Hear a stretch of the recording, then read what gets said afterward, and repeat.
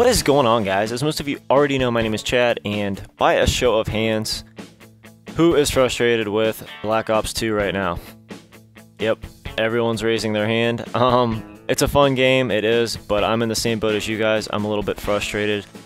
Going through some growing pains right now. I can't quite get my groove, but for what it's worth, everyone said the same thing about Black Ops and Modern Warfare 3, and then we started seeing some big scores, some high KDs and stuff like that, so I think it's just a matter of kind of ironing out some stuff, getting used to the game, getting used to the weapons, and, you know, just kind of testing everything out, finding what works. But in the meantime, I have a weapon that I'm going to label as overpowered, first weapon of the year, and this is my opinion, obviously. Take it for what it's worth, take it with a grain of salt, but I was right last year. Go back and watch my Type 95 video from Modern Warfare 3. 2 days after the game was out, I made a video on it. And I called that, and I'm going to call this one again. I'm going to tell you that people are going to get tired of this weapon quickly. So try it out now before people start bitching about it.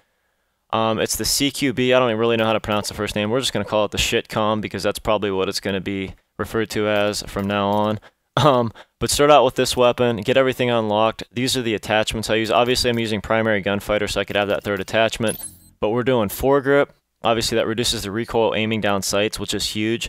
You can actually use this gun as an assault rifle when you're aiming down sights with this. It has almost no recoil. I mean, it shoots bullets into the same hole across the map. It's amazing. You need 6 bullets to kill the target with this gun, but honestly, it's not that hard to land the first 2 bursts, if not the third. It's a great weapon for long range. Probably the best SMG at long range.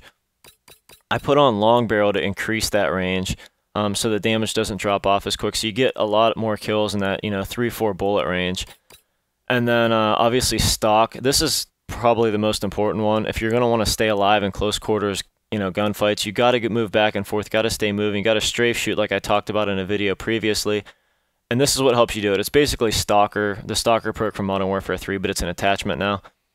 If you don't care about the extra range and you're going to keep everything pretty close, you know, in close quarters, if it's a smaller map, you might want to swap it out for the laser sight because this thing's a beast at hip fire with the laser sight. It's still viable without it, but the laser sight is probably the most OP attachment as far as, you know, making the game easier for just an average player because you don't have to aim. You can hip fire people from halfway across the map with this, so you may want to swap out long barrel for that, but I definitely would stick with the 3 attachments.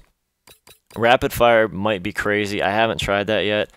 I don't know what this gun's going to be like using it as automatics with select fire, but there's so many other attachments that are more important, and you can pull the trigger so fast. I mean, this thing shoots, you can't even tell it's really burst firing. Did I mention that it's a burst fire SMG? I'm not sure that I did, but I don't think select fire is going to be that big of a deal. Rapid fire, if it increases the speed of the bullets themselves, it'll be huge. If it just increases the gap between the bursts like it did with the Type 95, it's not going to matter because this thing shoots so fast. There's almost no pause in between the burst anyways, so I'm thinking that's not going to be all that helpful either. Next, let's talk about the perks a little bit. First off, lightweight. Lightweight's probably the most important blue perk, for now anyways. I like flak jacket a lot, but explosive damage isn't that big of a deal in this game. I mean, the grenades are strong, but obviously you can avoid them. I don't know. Lightweight's more important than flak jacket. Lightweight's going to allow you to get out of the way of stuff quicker and strafe quicker and hip fire, you know, strafe while you're hip firing quicker. Ghost, we'll see how that goes. I don't know if you lose all your perks when you prestige. If you do, I don't even know if I want to prestige because this, if you lose everything and you can't run Ghost after you prestige and you lose your point streaks and all that, this game's going to just be riddled with UAVs constantly, so Ghost is almost going to be a must. You know, unless you want to pop up on UAVs and die, and, you know, you could do that too, but I would prefer not to, so I may end up running perk 1 Greed and going lightweight and Ghost and get rid of Tac Mask. Second perk you could almost get rid of completely. Cold-blooded helps, especially with the enemy-controlled aircraft, so that's what I'm using right now. Toughness is nice, you flinch less when you shoot, but with the CQB, it's, you know, it shoots so fast you don't flinch a lot anyways. So I'm not so worried about toughness, especially when you're hip firing. It doesn't have any effect on that. So I'm going cold-blooded right now. Scavenger, it could be very useful down the road. I may try that out as well too, but obviously I don't have it unlocked yet. But for now, I'm going cold-blooded. Perk 3, Dexterity is probably the most important perk in the game, at least for me, because it's easier to aim down sights after sprinting. You don't get caught sprinting as much, and you can climb up ladders and climb through windows a lot quicker, so you can kind of get people that are camping because they don't expect you to get up the ladder that quick. But I like Dexterity a lot. It saves my ass a lot when I'm sprinting. You could go Perk 3 Greed and throw Tactical Mask on too. That's huge. You could actually almost run through shock charges with this. So that's what I have right now because it's a lot easier to rush. You can get those campers out of the camping spots and stuff like that. So that's pretty huge too.